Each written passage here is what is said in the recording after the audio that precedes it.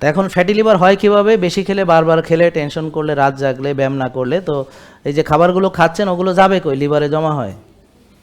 তো ডায়াবেটিস হয় কীভাবে? এই যে অতিরিক্ত খাবার চর্বি হিসেবে কোষে জমা হলে রক্তের চিনি কোষে ঢুকতে পারে না, বিধায় রক্তের চিনি বাড়ে, সেটার নাম ডায়াবেটিস।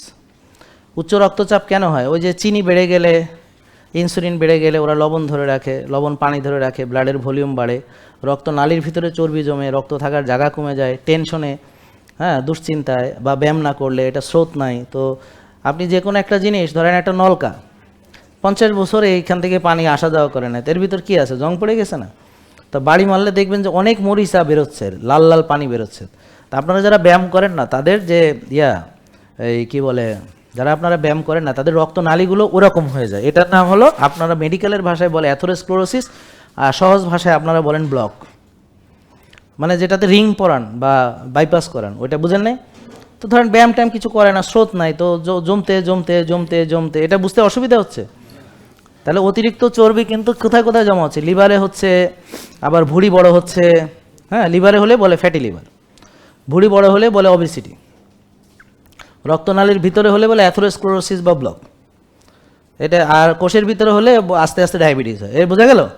তো যার অতিরিক্ত চর্বি জমা নেই তার কি ডায়াবেটিস হবে? তো তাইলে তার কি প্রেশার হবে?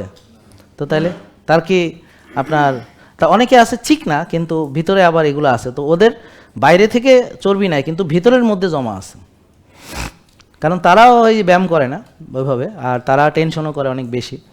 তো এরা হয়তো বেশি খায় না, কিন্তু ওই লিভারেও আছে। অনেক চিকনা মানুষ আছে যাদের লিভারে ফ্যাটি লিভার, অনেক চিকনা মানুষ আছে যাদের উচ্চ রক্তচাপ, অনেক চিকনা মানুষ আছে যাদের বাইপাস হয়ে গেছে অলরেডি, অনেক চিকন মানুষ আছে যাদের রিং পরানো হয়ে গেছে 2-3টা, এরকম আপনারা দেখেছেন।